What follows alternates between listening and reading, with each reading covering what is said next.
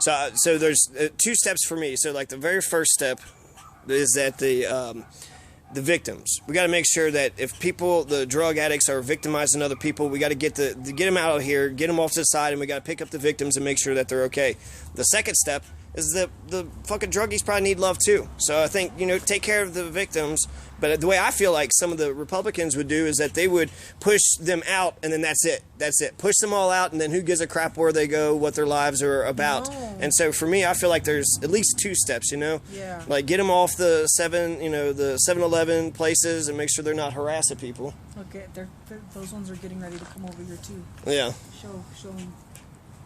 See how they're coming over here? Right. So I guess it's a party house. Yeah, and it breaks my heart to know that they would rather choose doing this drug than to choose to make sure that they're taking a shower every day and they have clean clothes and clean underwears and socks. Does it make you mad? Does it make you mad too? Because you said it makes you sad. It does make me mad that they choose this kind of life, right, over being productive and living a life and enjoying all the things that a normal life has to offer. Have you seen people that have, making decent grades and they look like, the world was their oyster and then they got into it and they just went... times, and that's why I'm not going to be like the person you said and just push them out and protect the innocent people and then forget about them. Right. No, because you know what? A lot of those people that are on those drugs were people that had so much potential and that have talents and that were great people going places. And unfortunately, the devil and bad thoughts and bad decisions came into play, and unfortunately, this is where it's leading them. But I would like to reach out to them and let them know, hey, I'm running for office. I care. I'm the one that thought that people wouldn't ever exist. I do exist, and I do care. And please hold on, because I'm going to find a facility and make sure that you're getting services and making sure that we get you back on track.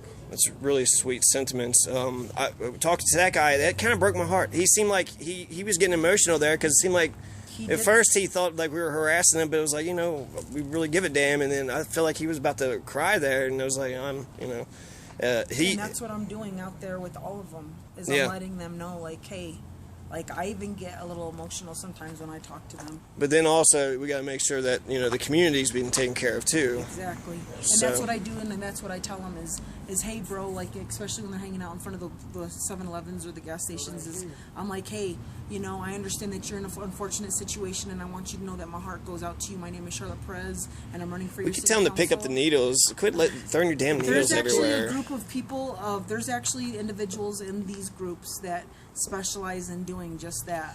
And I touched base with them and talked to them. Have you heard about the needle exchange places? I know there's some places in California, and people always are saying that, they don't want to encourage it, but it's like... But on the flip side, too, there's these individuals that don't want to go to the needle exchange because they don't want to expose themselves. Right. And they're doing this instead. So that really won't solve the problem. Right. So we need to be able to maybe put some more of these needle dispensaries in other places so the responsible ones can get them to them. Do you know people that have been victims of heroin addicts?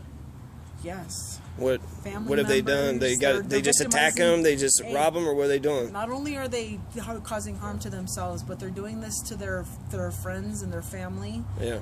And they're doing it to innocent people and that's another reason why I don't want them hanging out in front of the 7-Elevens and the loaf and jugs, is because I feel like the community shouldn't have to deal with their problems. I'm wondering, why wouldn't a cop just sit on the corner there? They know all this is happening. Just sit right there the whole time, because I don't understand either. But I've been working with the police department to do it a little bit more often. Do you see them frequently around here? Because they've been doing it more now that they've. I rarely see them in Bessemer, and I've never seen them here since I've been here. Like since we've driven here twice.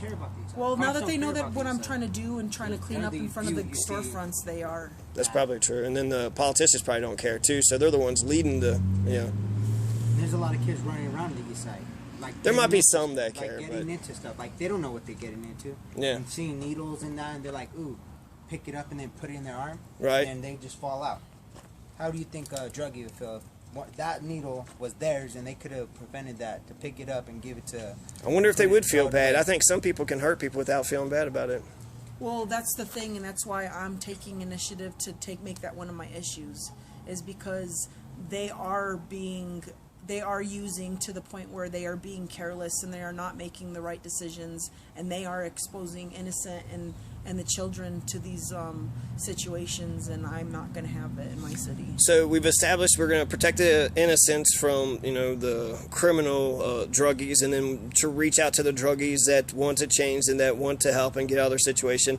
What about the bigger, like the big picture, the 1%, and like who owns this building? You know, there's a government can condemn a building and then they could take it over. So why? Well, it's so do funny how they could you kick out think? an innocent Well, I don't understand family. why a police officer wouldn't be like, "Hey, this house is an issue. I've been seeing a Yeah, lot of people right. that there's a lot How in the hell does this house even exist in a community without nobody? Is it possible that Steve Noraki and the police department, they don't know anything about this house?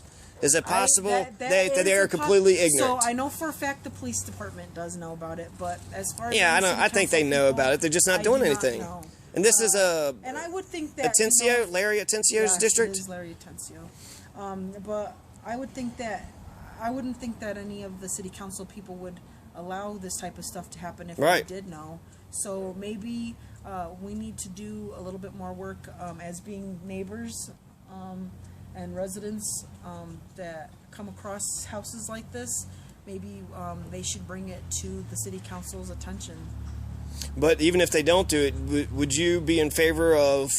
Let's assume we can't find the I owner would and nobody dedicate owners. a week out of my schedule Yeah. to drive around Pueblo and look for these houses. And then once we found out that the owner isn't taking care of them or don't care about them, then you would take them over. You would eminent domain. You would get the government to take the houses over and then clean them up and then provide them Utilize to them for the city's, the righteous for or the city's benefits. Yeah, Yep. cool. Anything else? Nah.